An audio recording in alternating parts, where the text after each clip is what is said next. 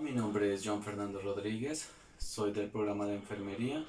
Actualmente estoy en segundo semestre. Este es un video para bioquímica para el profesor José Henry Osorio.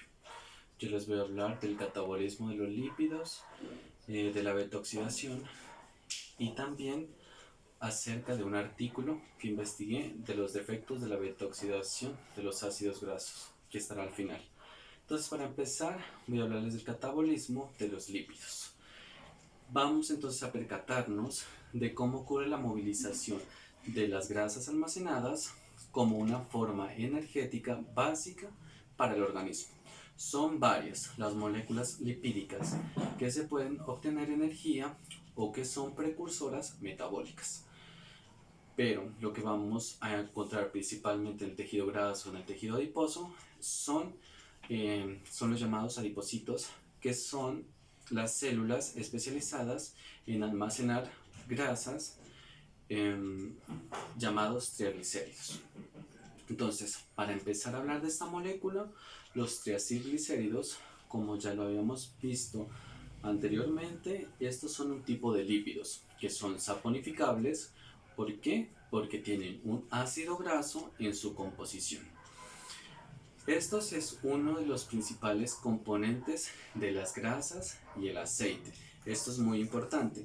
Digamos que otra característica es que es la principal forma de reserva energética es esto en los seres vivos.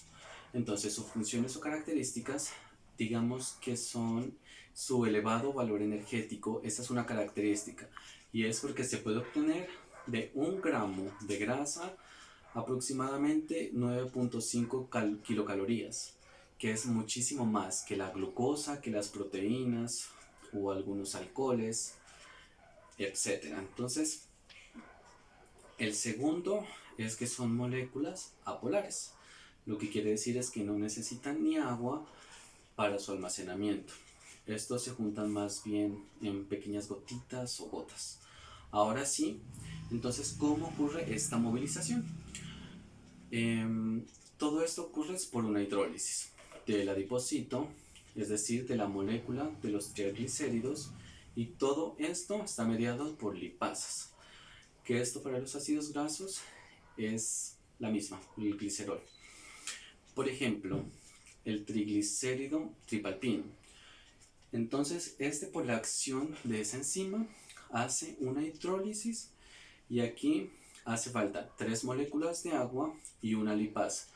Entonces va a volver a glicerol más conmutasa ácido palmítico. Entonces la lipasa es sometida a control hormonal para satisfacer así las necesidades energéticas de los seres vivos. Digamos que más sin embargo una acumulación de todas estas grasas, es decir, todo lo que se consume ya se empieza a almacenar en grasa, ya es cuando existe la obesidad y otras enfermedades al respecto. Lo siguiente entonces sería cómo pasa esto al torrente sanguíneo. Entonces va a ser distribuido a los diferentes tejidos el glicerol. Por ejemplo, va a pasar al torrente sanguíneo y va a ser absorbido por los hepatocitos.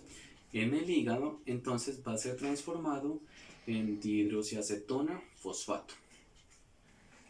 Aquí abunda el glicerol y pues también gasta el ATP y se convierte en ADP y el glicerol se convierte finalmente en glicerol 3-fosfato. En otra reacción ocurre una deshidrogenación. El NAD, por ejemplo, pasa a NADPH y mediante la enzima glicerol 3-fosfato deshidrogenasa se convierte en dihidroxiacetona fosfato. Esta pasa a la glucólisis o gluconeogénesis, dependiendo si se necesita o si se necesita crear glucosa.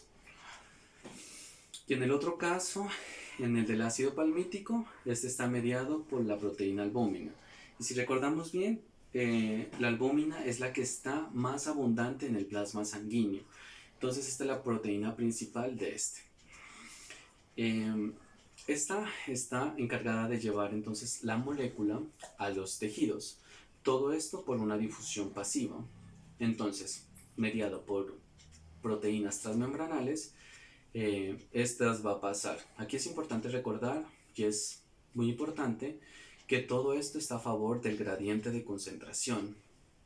Entonces, una vez en los tejidos ocurra la beta oxidación, que este va a ser pues un proceso que se va a encargar de muchísima energía, y ahora lo vamos a hablar. Entonces, pero antes de hablar de la beta oxidación, quiero recapitular todo, y es que una vez estamos movilizando el lípido, este estaba en el citosol, entonces de aquí va a empezar, o empieza mejor dicho, la oxidación. Entonces, para empezar vamos a desglosar por partes, y la primera es, ¿qué es la beta oxidación? La beta oxidación de los ácidos grasos es un proceso de vital importancia que es degradativo de los ácidos grasos, y sucesivamente pues hay muchas degradaciones que va uniendo moléculas de acetil-CoA hasta su completa oxidación. ¿Cómo lo hacen? Pues los ácidos grasos se oxidan dentro de las mitocondrias mediante una serie de reacciones en cadena. Estas actúan como una espiral. Entonces aquí intervienen procesos de reducción, transferencia, etc. Digamos que cada vuelta de la espiral, estos liberan un acetil-CoA y forman un ácido graso, pero estos tienen 2 carbonos menos. Y este continúa de la beta oxidación hasta de convertir toda la degradación de la cadena. Entonces el acetil-CoA liberado se utiliza como sustrato en el ciclo de Krebs, para cuerpos cetónicos, y estos van a proporcionar la energía necesaria para suplir la falta de glucosa, por ejemplo en el músculo, tejido, cerebro, en el músculo cardíaco, para suplir todas estas necesidades. Y utilizan todos estos ácidos grasos como un sustrato energético. Entonces, lo primero que ocurre es la activación del ácido graso. Y este se hace con una coenzima. Es una coenzima que se va a unir al ácido graso. Entonces, esta necesita de ATP. Todo esto está mediado por una enzima que se llama acil-CoA sintetasa, lo que da como resultado una acil-CoA sintetasa más AMP más pirofosfato más agua. Entonces, el pirofosfato se va a convertir en 2-fosfato por medio de una pirofosfatasa. Y aquí se obtiene muchísima energía. ¿Por qué? Porque se rompen 2 enlaces de alta energía. Se rompe todo esto. Bueno, recordémoslo, que ocurre en el citosol. Ahora sí, necesitamos entrar a la mitocondria. Para entrar, el acil-CoA sabemos que no puede pasar porque las membranas son impermeables a esta molécula. Entonces, lo que necesita una molécula carnitina, lo que hace es que esta va a unir la carnitina con una molécula de acil-CoA, y va a resultar una acil-CoA carnitina. Entonces, esta ya es permeable, pero esta es permeable a la primera capa nomás, o sea, la capa externa, pero no a la membrana interna. Entonces, allí es donde va a actuar otra enzima llamada carnitine translocasa. Entonces, lo que sucede es que la acilcarnitina va a pasar por allí y va a pasar por un sistema de lanzadera al interior de la matriz mitocondrial. Y contrario a esto, la carnitina, como ya se separa, va a pasar desde la matriz hasta el espacio intramembranal. Y esta, pues como es permeable, va a pasar de allí al citosol, y que vuelva a ocurrir toda la reacción. Ahora sí, la acilcarnitina, que ya había entrado a la matriz mitocondrial por la acción de una carnitina aciltransferasa 2, se obtiene un nuevo, el acil-CoA más carnitina, y esta queda libre para que esta siga funcionando en el sistema de lanzadera. Entonces, todo este procedimiento, recordémoslo, solo para que el acil-CoA entre a la matriz mitocondrial. Ahora, entonces vamos a continuar. Una vez tenemos el acil-CoA en la mitocondria, en la parte mitocondrial, vamos a descubrir el proceso de la beta oxidación, también llamado Illescent, pues todo esto por la persona que lo descubrió, que así se llamaba. Quiero tomar como ejemplo el ácido graso, que es carbono par insaturado. Uno de los más comunes es el palmitoil-CoA, como ya lo sabemos. el cual tiene 16 carbonos. Entonces, el carbono 2 y 3 se llama uno alfa y el otro beta, respectivamente. Y este carbono beta es el que sufre la oxidación, por eso se llama beta oxidación. Entonces, la primera reacción que va a ocurrir es una deshidrogenación, y esta está mediada por la enzima acil-CoA deshidrogenasa, la cual actúa para todos los ácidos grasos, para todos en general. Entonces, el FAD se va a reducir a FADPH y esto va a producir un doble enlace, el cual le dará el nombre a palmitoil-CoA.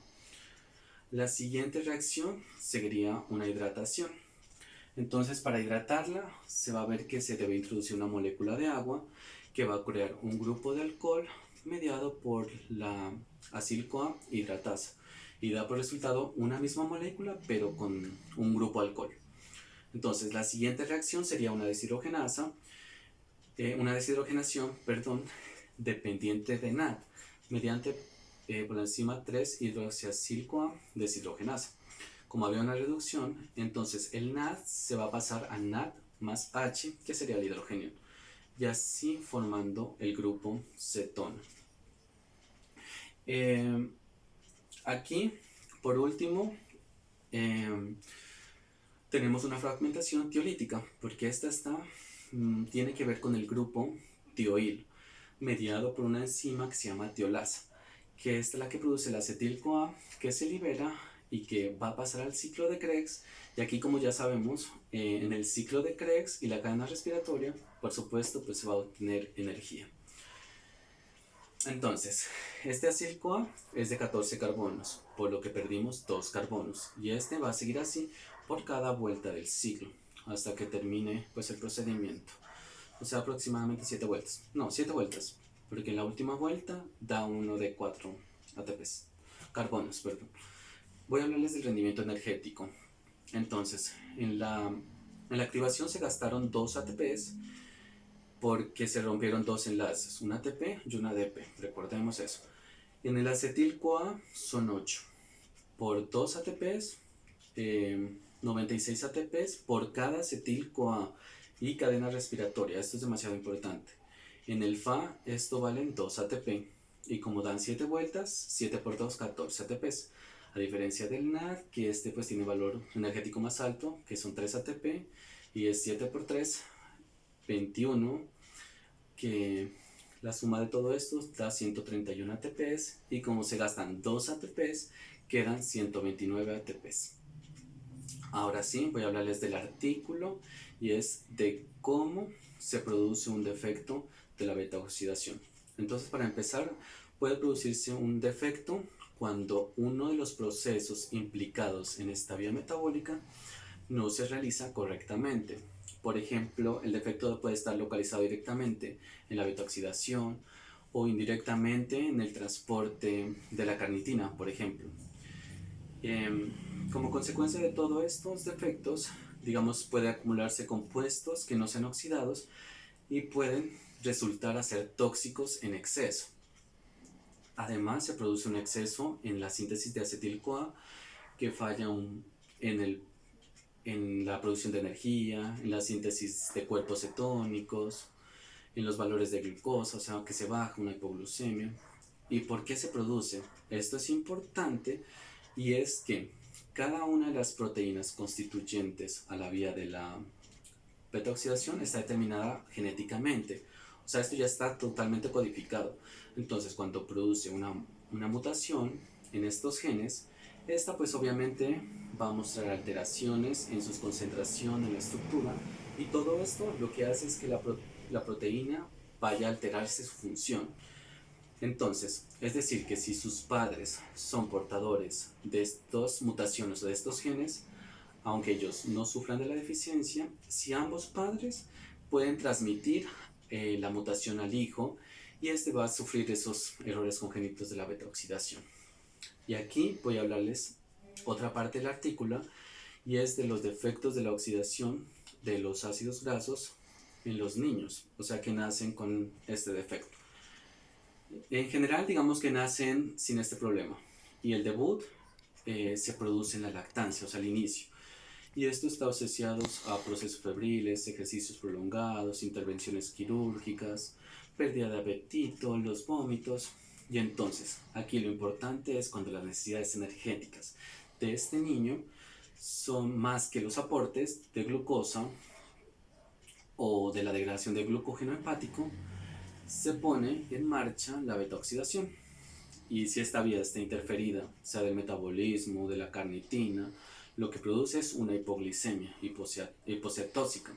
Entonces esto conduce al coma, fallo de la síntesis del acetil-CoA, produce defectos en los cuerpos cetónicos, puede presentar fallos hepáticos, hiperanonemias, y se han descrito más o menos 22 defectos de estos pasos de la beta-oxidación, y es importante saberlos porque varios pues tienen síntomas clínicos, y esto es demasiado amplio, abarcando pacientes asintomáticos, porque algunos tienen una leve hiponotamia o cardiopatías, manifestaciones clínicas que son bajas y que se acumulan. Entonces también quiero hablarles de las enfermedades más frecuentes que están en este mismo artículo, y es pues de la oxidación. Una enfermedad sería la alteración del transporte citoplásmico de la carnitina. Esta presenta signos y síntomas clínicos como taquicardia, muerte súbita, hepatopatías, miocardiopatías, una hipoglucemia. Esto tiene un hallazgo bioquímico, y es que la carnitina total, la carnitemia, es menor a 15, y ahí es cuando se produce esto. Hay otras alteraciones, por ejemplo, el transporte de carnitina mitocondrial. Y esto pues también tiene signos y síntomas como una acidosis tubular, y esto tiene otras reacciones bioquímicas por la carnitina total y libres que son muy altas. También tenemos deficiencia de la translocasa. Los signos es que hay unos, cuando hay, digamos, están en ayunas, hepatomegalias, muerte súbita, encefalopatías, y al igual que las otras, los hallazgos bioquímicos serían una deficiencia en la CPT2. Hay otras, la alteración de la beta-oxidación mitocondrial, por ejemplo, de cadena larga o de cadena corta. Entonces hay miocardiopatías, cardiopatías, hepatopatías. Y los hallazgos bioquímicos serían descarboxilaciones de los carbonos 16, 18, del 5, que van a haber carnitinas, digamos, con defectos patológicos. El diagnóstico diferencial de todo esto, digamos que ante estos síntomas multiorgánicos, por ejemplo, implicado lo hepático, la parte muscular, renal, miocárdica, la retina, la encefalopatía, etc. Entonces es hacer un estudio inmediato y bioquímico, como cuáles, por ejemplo, el de la insulina, sacar insulina y plasma, para estudiar pues los ácidos grasos, la carnitina, recoger la orina también para mirar, hacer estudios metabólicos. Por ejemplo, podemos ver la cantidad de plasma que hay en el plasma, la carnitina que está total y libre en el plasma, la insulinemia, que esto pues ya viene siendo en el suero. También podemos ver los ácidos orgánicos, los aminoácidos, todo esto por el diagnóstico. ¿Y cuál es el tratamiento entonces? El tratamiento para estos trastornos sería urgente tomar muestras adecuadas, como ya lo habíamos mencionado, aportes de sustratos energéticos, quitar todos los tóxicos, aporte de cofactores, la prohibición absoluta, y eso sí, de aspirina, palpobrato, todas estas fármacos. Y para evitar entonces todas las consecuencias de estos efectos de la beta-oxidación, se puede prevenir con una hipoglucemia, por ejemplo, evitando ayunos prolongados mediante una dieta fraccionada, comer en tiempos diferentes, también mediante una dieta rica en proteínas, en carbonos, restringiendo así grasas por completo.